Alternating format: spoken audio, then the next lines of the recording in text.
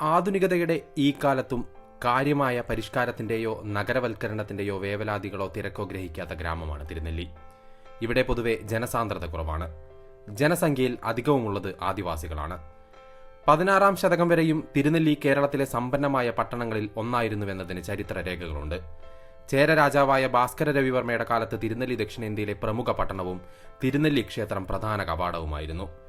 ആ തിരുനെല്ലി ക്ഷേത്രത്തെക്കുറിച്ചാണ് ഇന്നത്തെ വീഡിയോ. പുണ്യപുരാതനമായ തിരുനെല്ലി ക്ഷേത്രത്തിന്റെ കാലപ്പഴക്കം ഖണ്ഡിതമായി പറയുവാൻ ചരിത്ര പണ്ഡിതന്മാർക്ക് ഇന്നുവരെ കഴിഞ്ഞിട്ടില്ല. ഏതായാലും ലഭ്യമായ ചരിത്രാവശിഷ്ടങ്ങളിൽ നിന്നും നൂറ്റാണ്ടുകൾക്ക് മുൻപ് തന്നെ ഇവിടെ സുസംസ്കൃതവും സമ്പന്നവുമായ ഒരു ജനപദമുണ്ടായിരുന്നതായി ചരിത്രകാരന്മാർ വ്യക്തമാക്കുന്നുണ്ട്. ചരിത്രം ഒരു പ്രത്യേക വഴിത്തിരിവിനപ്പുറത്തേക്ക് വെളിച്ചം വീശാതെ നിശബ്ദമാകുകയാണിവിടെ. ഇത്തരം സന്ദർഭങ്ങളിലാണ് ഐതിഹ്യങ്ങളുടെയും പുരാണങ്ങളുടെയും പ്രസക്തി എത്രയാണെന്ന് നാം അറിയുക. പുരാണങ്ങളിൽ ശ്രീ തിരുനെല്ലി ക്ഷേത്രം ഹരിതശോഭ പൊഴിച്ചുകൊണ്ട് തിളങ്ങി നിൽക്കുന്നുണ്ട്. ക്ഷേത്രത്തെക്കുറിച്ച് ഐതിഹ്യങ്ങളാണെങ്കിൽ നിരവധിയുമുണ്ട്. വേദവ്യാസനാണ് അഷ്ടാദശ പുരാണങ്ങൾ രചിച്ചത്. അഷ്ടാദശ പുരാണങ്ങൾ 18 അടങ്ങിയവയാണ്. അതിൽ വൈഷ്ണവമാറ്, ശൈവമാറ്, ബ്രഹ്മമാറ് എന്നീ കണക്കിലാണ് വീതിക്കപ്പെട്ടിരിക്കുന്നത്. ഈ പുരാണങ്ങളിലൊന്നായ പത്മപുരാണത്തിലാണ് തിരുനെല്ലിയെക്കുറിച്ച് ധാരാളം പരാമർശങ്ങളുള്ളത്. മഹാവിഷ്ണുവിന്റെ ഗുണഗണങ്ങൾ ഭഗവാൻ ശിവൻ ശ്രീപാർവതിക്ക് വർണ്ണിച്ച് കേൾപ്പിക്കുന്നതാണ് ഇതിലെ സന്ദർഭം. മുൻപ് തിരുനെല്ലി ആമലക ഗ്രാമം എന്നും അറിയപ്പെട്ടിരുന്നു. ആമലകം എന്നാൽ നെല്ലിക്ക എന്നാണ് അർത്ഥം. ആമലക ക്ഷേത്രം എന്നാൽ തിരുനെല്ലി ക്ഷേത്രം. നെല്ലി എന്ന പദത്തിന് ഗുണങ്ങളെ ധരിക്കുന്നത് എന്നും ഒരർത്ഥമുണ്ട്. വൃക്ഷങ്ങൾക്കിടയിൽ നെല്ലിമരത്തിനും ഫലങ്ങൾക്കിടയിൽ നെല്ലിക്കയ്ക്കും ശ്രേഷ്ഠമായ സ്ഥാനമാണുള്ളത്. നെല്ലിയെ പ്രദക്ഷിണം ചെയ്തിട്ടുണ്ടെങ്കിൽ എല്ലാ തരത്തിലുള്ള കലിബാധ തീരുമെന്നും ഒരു വിശ്വാസമുണ്ട്. നെല്ലിമരം വെള്ളത്തിൽ അലിഞ്ഞു പോവില്ല. ജലത്തെ ശുദ്ധീകരിക്കാൻ അതിന് കഴിയും. ഈ കഴിവ് മൂലമാണ് കിണറുകളിൽ നെല്ലിപ്പടി വെക്കുന്നത്.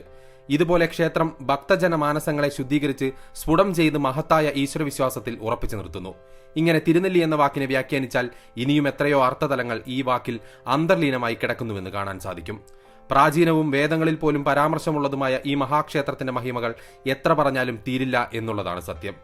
കൊടും പാപങ്ങൾ ചെയ്ത ഏതൊരു മനുഷ്യനും ക്ഷേത്രത്തിൽ പ്രവേശിച്ചു കഴിഞ്ഞാൽ പാപവിമുക്തനായി സംസാരമോഹത്തിൽ നിന്നും മോചിതനാകുമെന്നാണ് വിശ്വാസം. അതുതന്നെയാണ് തിരുനെല്ലിയിൽ സംഭവിക്കുന്നതും അവിടേക്കുള്ള ഭക്തജന പ്രവാഹത്തിന്റെ കാരണവും അതുതന്നെയാണ്. പുരാണങ്ങളിൽ എന്ന പോലെ തന്നെ ഐതിഹ്യങ്ങളിലും ശ്രീ തിരുനെല്ലി ക്ഷേത്രം നിറഞ്ഞു നിൽക്കുന്നുണ്ട്.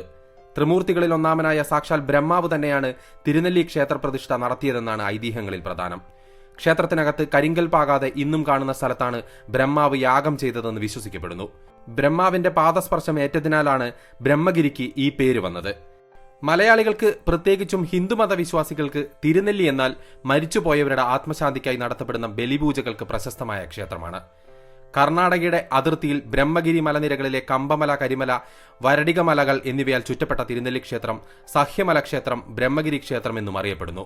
30 കരിങ്കൽ തൂണുകളാൽ താങ്ങി നിർത്തിയിരിക്കുന്ന തിരുനെല്ലി ക്ഷേത്രം ഒരു വാസ്തുവിദ്യാ വിസ്മയം കൂടെയാണ്. ക്ഷേത്രത്തിന്റെ തറയിൽ വലിയ കരിങ്കൽ പാളികൾ പാകിയിരിക്കുന്നു.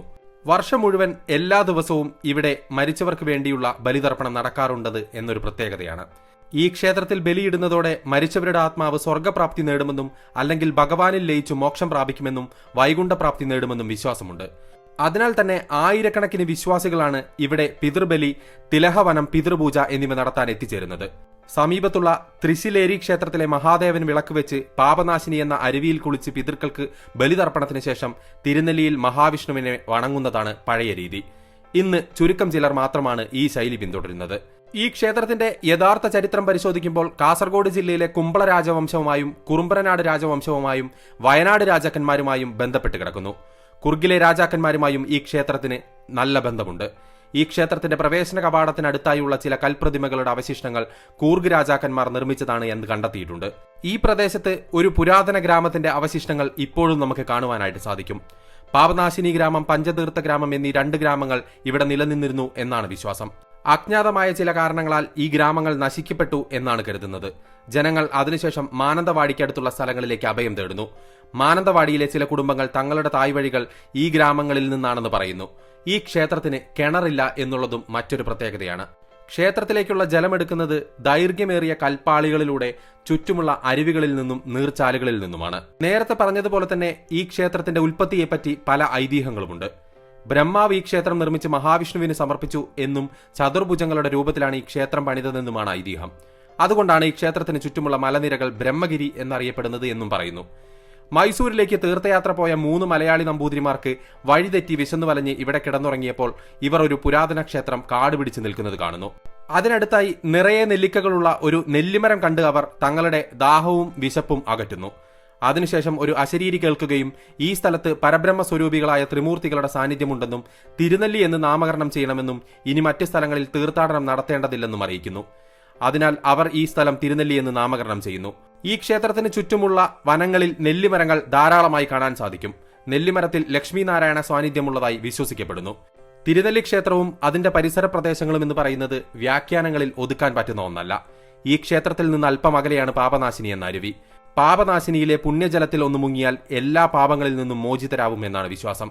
ഈ അരുവിക്ക് എല്ലാ പാപങ്ങളും നശിപ്പിക്കാനുള്ള ദിവ്യശക്തി ഉണ്ടെന്ന് വിശ്വസിക്കപ്പെടുന്നു. ബ്രഹ്മഗിരി മലനിരകളുടെ പ്രശാന്തമായ അന്തരീക്ഷത്തിൽ സ്ഥിതി ചെയ്യുന്ന തിരുനെല്ലി പ്രകൃതി മനോഹരമായ ഒരു സ്ഥലമാണ്. വയനാട് വന്യജീവി സംരക്ഷണ കേന്ദ്രത്തിന് നടുക്കാണ് തിരുനെല്ലി ക്ഷേത്രം സ്ഥിതി ചെയ്യുന്നത്. ഇതിന് വടക്ക് കിഴക്കായി കർണാടകത്തിലെ നാഗർഹോളെ, ബന്ദിപ്പൂർ എന്നീ വന്യജീവി സംരക്ഷണ കേന്ദ്രങ്ങളും തെക്ക് കിഴക്കായി തമിഴ്നാട്ടിലെ മുതുമലയും സ്ഥിതി ചെയ്യുന്നു. വളരെ ജൈവ വൈവിധ്യമുള്ള ഈ വന്യജീവി സംരക്ഷണ കേന്ദ്രം നീലഗിരി ബയോ റിസർവിന്റെ ഒരു പ്രധാന ഭാഗമാണ്. നാനാവിധത്തിലുള്ള സസ്യജീവിജാലങ്ങളെ നമുക്കിവിടെ കാണാനായിട്ട് സാധിക്കും. മാനന്തവാടിക്ക് 30 കിലോമീറ്റർ വടക്കു കിഴക്കായാണ് തിരുനെല്ലി ക്ഷേത്രം സ്ഥിതി ചെയ്യുന്നത്. ഏറ്റവും അടുത്തുള്ള റെയിൽവേ സ്റ്റേഷൻ വരുന്നത് തലശ്ശേരിയാണ്. മുഴങ്കുന്നത്ത് മൃദംഗ ശൈലേശ്വരി ക്ഷേത്രം 68 കിലോമീറ്റർ അകലെ സ്ഥിതി ചെയ്യുന്നു. കൊട്ടിയൂർ ശിവക്ഷേത്രത്തിലേക്ക് 46 കിലോമീറ്ററാണ് ദൂരം. ഏറ്റവും അടുത്തുള്ള വിമാനത്താവളം കണ്ണൂർ ഇന്റർനാഷണൽ എയർപോർട്ടാണ്.